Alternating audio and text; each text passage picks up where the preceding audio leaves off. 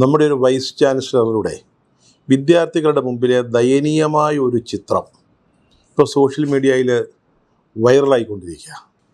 അതിപ്പോൾ ഹൗസ്ഫുൾ ഓടിക്കൊണ്ടിരിക്കുക. എന്നിട്ട് നിങ്ങളെപ്പോലെയുള്ള ആളുകളെ ചില ആളുകൾ എന്താ വിളിക്കുന്നതെന്നറിയാമോ? കോക്രോച്ച്, പാറ്റകൾ.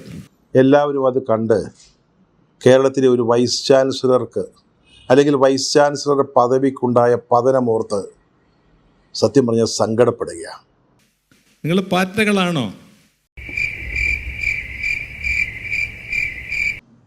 ഡോക്ടർ മോഹൻ കുന്നുമ്മൽ എന്നാണ് ആ വൈസ് ചാൻസലറുടെ പേര്. നിങ്ങൾ പാറ്റകളാണോ? അദ്ദേഹം കഴിഞ്ഞ ദിവസം ഒരു ചടങ്ങിൽ, വിദ്യാർത്ഥികളുടെ ചടങ്ങാണ്, പരീക്ഷയിൽ നല്ല വിജയം നേടിയ ഉന്നത സ്ഥാനങ്ങൾ കരസ്ഥമാക്കിയ വിദ്യാർത്ഥികൾക്ക് അവരെ ആദരിക്കുന്ന ഒരു ചടങ്ങ്. ആ ചടങ്ങിലെ പ്രധാന അതിഥി എന്ന് പറയുന്നത് ഗവർണറാണ്. നമ്മുടെ ഗവർണർ രാജേന്ദ്ര ആർലേക്കർ, അതുപോലെ തന്നെ കഴക്കൂട്ട MLA വി മുരളീധരൻ, ഇവരൊക്കെയുള്ളൊരു ചടങ്ങാണ്. ആ ചടങ്ങിലൊരു അവസരം കിട്ടിക്കഴിഞ്ഞപ്പോൾ അദ്ദേഹത്തിന് ഒരേ ഒരു നിർബന്ധം, വിദ്യാർത്ഥികളെ ഒന്ന് മോട്ടിവേറ്റ് ചെയ്യണം. അദ്ദേഹത്തിൻ്റെ ഉദ്ദേശം എന്താണെന്ന് ചോദിച്ചാൽ, ഈ വിദ്യാർത്ഥികളെ, പ്രത്യേകിച്ച് കേരളത്തിലെ വിദ്യാർത്ഥികളെ സിംഹങ്ങളും സിംഹിണികളും ദുർഗാദേവിമാരുമാക്കി മാറ്റുക എന്നുള്ളതാണ്. നിങ്ങൾ ഈ നാടിൻ്റെ കരുത്തായ സിംഹങ്ങളാണ്. അതിനുള്ളൊരു പരിശ്രമമാണ് അദ്ദേഹം ആ വേദിയിൽ നടത്തിയത്. പക്ഷെ ഇവിടെ വളരെ പരിഹാസ്യമായിട്ട് ഒരു വിലയിടിഞ്ഞ അല്ലെങ്കിൽ വില കുറഞ്ഞ ഒരു കോമഡി പ്രോഗ്രാമായിട്ട് അത് തരം താണു. നിങ്ങൾ പാറ്റകളാണോ? അതിപ്പോൾ ആളുകൾ, കേരളത്തിലെ ജനങ്ങൾ, കേരളത്തിന് പുറത്തുള്ള ആളുകൾ ഇത് കണ്ടുകൊണ്ടിരിക്കുകയാണ്. അക്കാദമിക് തലത്തിൽ പോലും ഇതൊരു ചർച്ചാ വിഷയമായിട്ട് മാറിയിരിക്കുകയാണ്. അദ്ദേഹം എന്താണ് പറഞ്ഞതെന്നറിയാമോ? അദ്ദേഹം പറയുന്നു, നിങ്ങളെപ്പോലുള്ളവരെ ഇപ്പോൾ ചിലപ്പോൾ വിളിക്കുന്നത് കോക്രോച്ച്, എന്താ പറ്റ. അദ്ദേഹത്തിൻ്റെ തുടക്കം വിദ്യാർത്ഥികളെ അദ്ദേഹത്തിലേക്ക് ആകർഷിക്കത്തക്ക രീതിയിൽ വളരെ നാടകീയമായിരുന്നു. നിങ്ങളെപ്പോലുള്ളവരെ ഇപ്പോൾ ചിലർ വിളിക്കുന്നത് എന്താണെന്നറിയാമോ? കോക്രോച്ച്, പാറ്റ. നിങ്ങൾ പാറ്റകളാണോ? നിങ്ങൾ പാറ്റകളല്ല, നിങ്ങൾ കരുത്തുള്ള, ഈ രാജ്യത്തിൻ്റെ കരുത്തുള്ള സിംഹങ്ങളാണ്. നിങ്ങളിൽ പാറ്റ അല്ല എന്ന് ഉറപ്പുള്ളവർ ഉറച്ച് പറയണം, ഞാൻ പാറ്റയല്ല, ഞാൻ കരുത്തുള്ളൊരു സിംഹമാണ്. അദ്ദേഹം അതിങ്ങനെ ആവർത്തിച്ച് പറയുന്നുണ്ട്. പല പല വെർഷനിൽ അദ്ദേഹം അത് അവതരിപ്പിക്കുന്നുണ്ട്. പക്ഷേ ഒരൊറ്റ കുഞ്ഞു പോലും പറയുന്നില്ല, ഞാൻ പാറ്റയല്ല, ഞാൻ സിംഹമാണ്, സിംഹിണിയാണ്. ഇതൊന്നും ഒരു വിദ്യാർത്ഥി പോലും പറയുന്നില്ല. അദ്ദേഹം ആവർത്തിക്കുന്നു, നിങ്ങൾ പാറ്റകളല്ല, നിങ്ങൾ ദുർഗാദേവിമാരാണ്. അങ്ങനെ കരുതുന്നവർ ഒന്ന് ശബ്ദമുയർത്തി പറയണം. ഇപ്പോൾ ഏതോ ഒരു കുട്ടി, നമ്മുടെ വൈസ് ചാൻസലറിയോ, അദ്ദേഹം ഇങ്ങനെ ചോദിച്ചുകൊണ്ടിരിക്കുക, ആവർത്തിച്ചുകൊണ്ടേയിരിക്കുക, ആരെങ്കിലും ഒന്ന് പ്രതികരിക്കണമല്ലോ. അപ്പോൾ ഒരു കുട്ടി എന്തോ ശബ്ദമുണ്ടാക്കി. അദ്ദേഹം സ്വാഭാവികമായിട്ടും ആ കുട്ടി കോക്രോച്ച് അല്ല എന്ന് പറഞ്ഞിട്ടുണ്ടാവണം. നമ്മുടെ ആ ദൃശ്യങ്ങളിൽ അത് അത്ര വ്യക്തമല്ല. അപ്പോൾ നമ്മുടെ VC പറയുകയാണ്, കുന്നുമ്മൽ സാറ്, അദ്ദേഹം പറയുകയാണ്, ഒരു മിടുക്കി കണ്ടോ, ഈ കൂട്ടത്തിൽ ഒരു മിടുക്കി, മറ്റുള്ളവർ ശബ്ദമുയർത്തി പറയൂ, ഞങ്ങൾ കോക്രോച്ചുകളല്ല എന്ന്. എന്താണ് ശബ്ദമില്ലാത്തത്? നിങ്ങളിന്ന് ഉച്ചയ്ക്ക് ഭക്ഷണം കഴിച്ചില്ലേ? അങ്ങനെ അദ്ദേഹത്തിൻ്റെ കൈവശമുള്ള എല്ലാ ആയുധങ്ങളും എടുത്ത് പ്രയോഗിച്ചിട്ടും ആരും നമ്മുടെ VCയുടെ ഈ ആഹ്വാനത്തിന് ചെവി കൊടുത്തില്ല. പോരാ, ശബ്ദം പോരാ. അപമാനകരമായ ഒരു സാഹചര്യമാണ് അവിടെ ഉണ്ടായത്. ഗവർണർ ഇത് കണ്ടുകൊണ്ടിരിക്കുക. ഗവർണറെ ഒന്ന് ഇമ്പ്രസ് ചെയ്യാൻ ചെയ്തതാണ്. ഇദ്ദേഹം സംഖ്യയാണെന്നാണ് എല്ലാവരും പറയുന്നത്. നമുക്കറിഞ്ഞുകൂടാ, സംഖ്യയാണോ കൊങ്ങിയാണോ കമ്മിയാണോ ഇതൊന്നും നമുക്കറിഞ്ഞുകൂടാ. ഇതൊക്കെ ഈ സോഷ്യൽ മീഡിയ ഭാഷകളാണ്, സംഖ്യ എന്നൊക്കെ ഈ പറയുന്നത്. അദ്ദേഹം എന്താണെന്ന് നമുക്കറിഞ്ഞുകൂടാ. പക്ഷേ ഈ സംഖ്യകളുടെ എല്ലാ പരിപാടികളിലും അദ്ദേഹത്തെ കാണാം. അവിടെ അദ്ദേഹം പ്രസംഗിക്കുന്നത് നമ്മൾ കണ്ടിട്ടുണ്ട്.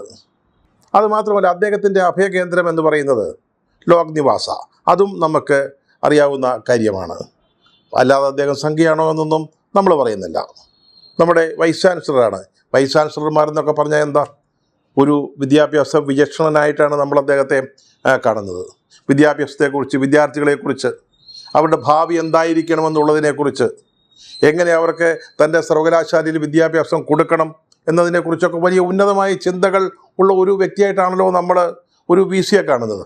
നമ്മൾ അദ്ദേഹത്തെ സംഘിയെന്നോ അല്ലെങ്കിൽ മറ്റെന്തെങ്കിലും ആണെന്നോ പറഞ്ഞിട്ട് ഏതെങ്കിലും ഒരു കള്ളിയിലിരുത്തുന്നത് ശരിയല്ല. അത് അദ്ദേഹം ചിന്തിക്കേണ്ട കാര്യമാണ്. താൻ സംഖ്യയാകുന്നതോ അല്ലെങ്കിൽ കൊങ്ങിയാവുന്നതോ കമ്മിയാവുന്നതോ ഒന്നും ശരിയല്ല എന്ന് അദ്ദേഹം ചിന്തിക്കേണ്ട കാര്യമാണ്. അദ്ദേഹം ഒരു കാര്യം കൂടി ആലോചിക്കണമായിരുന്നു. ഈ പദവി, ഈ വൈസ് ചാൻസലർ എന്ന പദവി, അതിന് സമൂഹം നൽകുന്നൊരു വലിയ പ്രാധാന്യമുണ്ട്.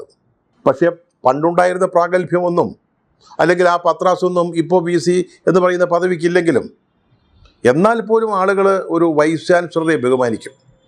നമുക്കറിയാം ഇപ്പോഴെങ്ങനെയാണ് പലരും വൈസ് ചാൻസലർമാരാകുന്നതെന്ന് നമുക്ക് നന്നായിട്ട് അറിയാവുന്ന കാര്യമാണ്. രാഷ്ട്രീയക്കാരുടെ സേവ പിടിച്ച് അല്ലെങ്കിൽ അധികാരത്തിൽ ഇരിക്കുന്നവരെ സന്തോഷിപ്പിച്ച് അവരുടെ രാഷ്ട്രീയ ചിന്താഗതികളുമായിട്ട് അടുപ്പം ഭാവിച്ച് അങ്ങനെയൊക്കെയാണ് ഓരോരുത്തർ VCമാരായിട്ട് വരുന്നത്. പലപ്പോഴും ഭരിക്കുന്ന പാർട്ടികൾക്കിടയിൽ ഇതൊക്കെ വീതം വെച്ച് പോവുകയാണ്. കാലിക്കറ്റ് സർവകലാശാല ഒരു കൂട്ടർക്ക്, ഗാന്ധി സർവകലാശാല മറ്റൊരു കൂട്ടർക്ക്, കേരള സർവകലാശാല മറ്റൊരു കൂട്ടർക്ക്. അതിൽ ഈ രാഷ്ട്രീയ പരിഗണനകൾ മാത്രമല്ല, വർഗീയമായ പരിഗണനകളുമുണ്ട്. മനസ്സിലായില്ലേ? അങ്ങനെയാണ് ഇവിടെ ഇപ്പോൾ VCമാരെ തിരഞ്ഞെടുത്തുകൊണ്ടിരിക്കുന്നത്. പക്ഷേ അതുകൊണ്ട് വലിയ പത്രാസൊന്നും വേണ്ട കേരളത്തിലൊക്കെ. എന്നാൽ പോലും നമ്മൾ ഒരു VC എന്ന് പറയുമ്പോൾ നമ്മൾ അദ്ദേഹത്തിനൊരു വേണ്ട ബഹുമാനം കൊടുക്കും. അത് കേരളത്തിൻ്റെ ഒരു പ്രത്യേകതയാണ്. CPയുടെ കാലത്താണ് കേരള സർവകലാശാല വരുന്നത്. അന്ന് ഈ സർവകലാശാല ആരംഭിക്കുമ്പോൾ അദ്ദേഹം ആഗ്രഹിച്ചത് ആൽബർട്ട് ഐൻസ്റ്റൈൻ, ലോക പ്രശസ്ത ശാസ്ത്രജ്ഞനായിരുന്ന ആൽബർട്ട് ഐൻസ്റ്റൈനെ ഇവിടുത്തെ VC ആയിട്ട് കൊണ്ടുവരണമെന്നാണ്. നമ്മുടെ ചിത്രതിരുനാൾ മഹാരാജാവ് ആ രീതിയിലൊരു കത്തെഴുതുകയും ചെയ്തു എന്നാണ് ചരിത്രം പറയുന്നത്. പിന്നീട് എത്രയോ മഹാരഥന്മാർ ആ കസേരയിൽ ഇരുന്നിട്ടുണ്ട്. സാമുവേൽ മത്തായിയെ പോലുള്ള ഡോക്ടർ സാമുവേൽ മത്തായി വിദ്യാഭ്യാസ രംഗത്ത്, അക്കാഡമിക് രംഗത്ത് അങ്ങേയറ്റം ഉയർന്ന ബ്രില്യൻസ് കാണിച്ചിട്ടുള്ള ആളാണ്. ഇന്ത്യ മാത്രമല്ല, ലോകം മുഴുവൻ അറിയപ്പെടുന്ന വ്യക്തിയായിരുന്നു അദ്ദേഹം. അദ്ദേഹം ഒരിക്കൽ മുഖ്യമന്ത്രി EM ശങ്കരൻ നമ്പൂതിരിപ്പാടിൻ്റെ അടുത്ത് അപ്പോയിൻമെൻറ്റ് ചോദിച്ചു. സർവകലാശാലയുടെ എന്തോ കാര്യം പറയാനാ മുഖ്യമന്ത്രിയോട് സംസാരിക്കാൻ. അപ്പോൾ അദ്ദേഹം പറഞ്ഞു, സർവകലാശാലയുടെ VC എന്നെ കാണാൻ വരണ്ട, അതിന് അപ്പോയിൻമെൻറ്റ് എടുക്കണം, ഞാൻ അങ്ങോട്ട് വരാമെന്ന്. എന്തുകൊണ്ടാണ് EMSനെ പോലൊരാൾ, ഒരു ദക്ഷിണാശാലി, അദ്ദേഹം ഒരു വൈസ് ചാൻസലറെ അങ്ങോട്ട് വന്ന് കാണാം എന്ന് പറയുമ്പോൾ അതിൻ്റെ അർത്ഥം എന്താണ്? അതാണ് കേരള സർവകലാശാലയിലെ ഈ വൈസ് ചാൻസലറുടെ പദവി എന്ന് പറയുന്നത്. അവിടെ അതുപോലുള്ള ആളുകളെ ഒന്നും എപ്പോഴും കിട്ടണമെന്നില്ല. പക്ഷേ വന്നിരിക്കുന്നവരൊന്ന് ആലോചിക്കണം, ഞാനിരിക്കുന്നത് ഇതുപോലുള്ള മഹാന്മാരിരുന്ന കസേരയിലാണെന്ന്. മനസ്സിലായില്ലേ? അതാണ് പലർക്കും ഇല്ലാതായി പോകുന്നത്. അതിൻ്റെ ഒന്നാം തരം ഉദാഹരണമാണ് ഈ ചടങ്ങിൽ നമ്മൾ കണ്ടത്. ദുർഗയാവാൻ, സിംഹമാകാൻ, സിംഹിണികളാകാൻ ഒരു വൈസ് ചാൻസലറുടെ കുട്ടികളെ ആഹ്വാനം ചെയ്യുക. ഒന്ന് ആലോചിച്ച് നോക്കൂ. വിദ്യാഭ്യാസത്തെക്കുറിച്ച് ഉന്നത ധാരണകൾ വിദ്യാർത്ഥികൾക്ക് പകരേണ്ട ആളാണ്. ഒരു ശബ്ദമുയർത്തു, ഞാൻ പാറ്റയല്ലെന്ന് പറയൂ. എന്താ ഈ പാറ്റയ്ക്ക് കുഴപ്പം? ഈ പാറ്റ എന്നുള്ള പേര് ആരാണ് ആദ്യം ഉപയോഗിച്ചത്? ഇന്ത്യയിലെ സുപ്രീം കോടതി ചീഫ് ജസ്റ്റിസ് അല്ലേ? അതേ തുടർന്നല്ലേ ചെറുപ്പക്കാർ, പുതിയ തലമുറ, ആൽഫ, ജെൻസി, അവർ ശരി ഞങ്ങൾ പാറ്റകളാണ്, ഞങ്ങൾ ഇവിടെ ചില മാറ്റങ്ങൾ വരുത്താൻ ആഗ്രഹിക്കുന്നു എന്ന് പറഞ്ഞുകൊണ്ട്. അതിൽ രാഷ്ട്രീയം അവർക്കുണ്ടായിരുന്നില്ല.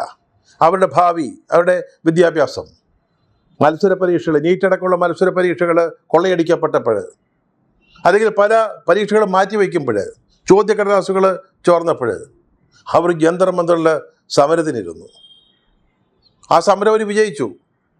വിദ്യാഭ്യാസ മന്ത്രിയെ മാറ്റാൻ BJP ഭരണകൂടം നിർബന്ധിതമായി. കോൺഗ്രസിനെ പോലല്ല BJP. കോൺഗ്രസ് എപ്പോഴും ഫ്ലെക്സിബിളാണ്. BJP അങ്ങനെയല്ലല്ലോ. തീരുമാനമെടുത്താൽ പിന്നെ മാറത്തില്ല. ഞങ്ങളുടെ വിദ്യാഭ്യാസ മന്ത്രിയെ ഞങ്ങൾ രാജിവെപ്പിക്കില്ല എന്ന് പറഞ്ഞാൽ രാജിവെപ്പിക്കില്ല, രാജിവെക്കാൻ അനുവദിക്കില്ല. പക്ഷേ രാജിവെക്കേണ്ടി വന്നു. ചെറുപ്പക്കാരുടെ സംഘടിത ശക്തി, അത് മോദി മനസ്സിലാക്കി. അപ്പോഴാണ് ചെങ്കോട്ടയിൽ മറ്റൊരു സമീപനം നമ്മൾ കണ്ടത്. ഇത്തവണത്തെ പ്രസംഗം ചെറുപ്പക്കാർക്ക് വേണ്ടിയായിരുന്നു. ചെറുപ്പക്കാരെ സാധ്യവുമെന്ന് പലവട്ടം അദ്ദേഹം വിളിച്ചു എന്നാണ് പറയുന്നത്.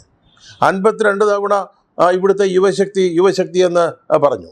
ഇതിലെ 22 തവണ നോജവാൻ, അതായത് യുവത്വം എന്ന് പറയുകയാണ്. യുവാക്കൾക്ക് വേണ്ടി ധാരാളം പദ്ധതികൾ, ചില മേഖലകളിൽ കഴിവ് കാണിച്ച ചെറുപ്പക്കാരെ ഈ ചടങ്ങിലേക്ക് ക്ഷണിച്ചിരുന്നു. അവിടെ മുമ്പിൽ അദ്ദേഹം യുവാക്കൾക്ക് വേണ്ടി സംസാരിക്കുക. ഇന്ത്യയിലെ കുട്ടികൾ ഇതത്ര കേട്ടതാ? ഓരോ രാഷ്ട്രീയ നേതാക്കളുടെയും ഭരണകർത്താക്കളുടെയും ഇത്തരത്തിലുള്ള വാചക കസർത്തുകൾ എത്ര കേട്ടതാ? മോദിയുടെ എത്ര പ്രസംഗങ്ങൾ നമ്മൾ കേട്ടിരിക്കുന്നു. ഈ പ്രസംഗത്തിന്, ചെങ്കോട്ടയിലെ ഈ പ്രസംഗത്തിനൊന്നും കേരളത്തിലെ, ഇന്ത്യയിലെ ജൻസികൾ ഒരു പ്രാധാന്യവും കൽപ്പിച്ചില്ല. അവിടെ പക്ഷേ ജൻസികളെ അല്ലെ ചെറുപ്പക്കാരെ അപ്പീസ് ചെയ്യാനുള്ള പ്രീണിപ്പിക്കാനുള്ള ശ്രമമാണെങ്കിൽ ഇവിടെ മോട്ടിവേറ്റ് ചെയ്യുക. എന്തിന്? സിംഹമാകാൻ, സിംഹിണിയാവാൻ, അല്ലെങ്കിൽ ദുർഗാദേവികളാകാൻ, ഇന്ത്യയുടെ കരുത്തരായ സിംഹങ്ങൾ. ഒരു VC-ക്ക് ചേർന്ന ഒരു ജോലിയാണോ? എന്നാലോചിച്ച് നോക്കി. അത് എന്താണ് ഈ വിദ്യാർത്ഥികളെക്കുറിച്ച്, ചെറുപ്പക്കാരെക്കുറിച്ച് ധരിച്ചു വച്ചിരിക്കുന്നത്? ഒരാൾ വഴി ആരും ഇതിനോട് പ്രതികരിക്കാൻ തയ്യാറായില്ല. അദ്ദേഹം തന്നെ വരുന്നുണ്ട് ഒരു മിടുക്കി, അതുപോലെ മറ്റുള്ളവരും ശബ്ദമുയർത്തി പറയുമെന്ന് അദ്ദേഹം പറയുക. അല്ല കുന്നമ്മൽ സാറേ, അങ്ങ് എന്താണ് ധരിച്ചത്?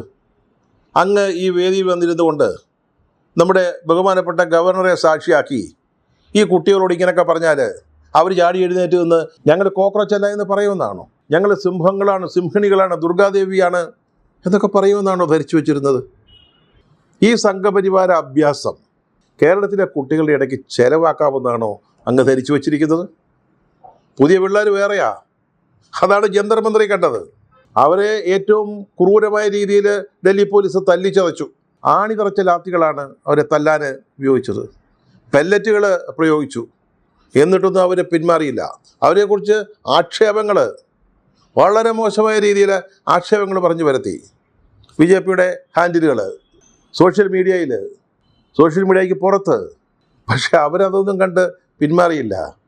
അവരവരുടെ ആവശ്യങ്ങൾ നേടിയെടുത്തുകൊണ്ടാണ് ജന്തർ മന്ദിറിൽ നിന്ന് പോയത്. അവർ രാഷ്ട്രീയക്കാരുമല്ല, ഏതെങ്കിലും ഒരു രാഷ്ട്രീയ പാർട്ടിക്ക് വേണ്ടി പണിയെടുക്കാൻ വന്നവരില്ല.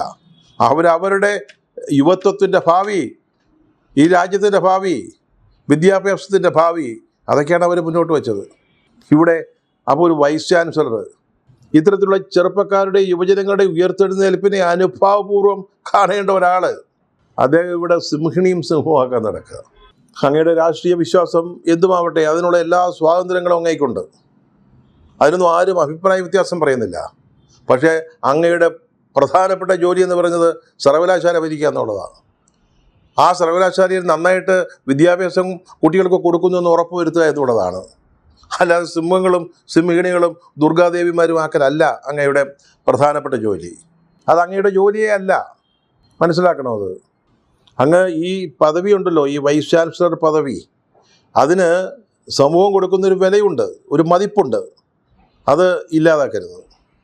അങ്ങ് ഈ വിദ്യാർത്ഥികളുടെ മുമ്പിൽ നിന്ന കാഴ്ച സങ്കടകരമായിരുന്നു എന്നാണ് പറയേണ്ടത്. അങ്ങ് വൈസ് ചാൻസലർ എന്ന നിലയിലുള്ള ആ പദവിയുടെ പ്രാധാന്യം അങ്ങ് മറന്നുപോയി എന്ന് യാതൊരു സംശയമില്ലാതെ പറയാൻ പറ്റും. പക്ഷേ ഈ കുട്ടികളെ ഓർത്ത് അഭിമാനം തോന്നുകയാണ്. പലവട്ടം പറഞ്ഞു വൈസ് ചാൻസലറാണ് പറയുന്നത്, മനസ്സിലായില്ലേ? കേരള സർവകലാശാലയുടെ മുഴുവൻ താക്കോലും കയ്യിൽ വെച്ചിരിക്കുന്ന ആളാണ്. അദ്ദേഹമാണ് പറയുന്നത് ശബ്ദമുയർത്തി പറയൂ എന്ന്. പക്ഷേ കുട്ടികൾ അതിനൊന്നും പ്രതികരിച്ചില്ല. അവരുടെ മുഖത്തെ ആ വികാരം നിങ്ങളൊന്ന് കാണേണ്ടതായിരുന്നു. അവരെയാണ് അഭിനന്ദിക്കേണ്ടത്. A big salute.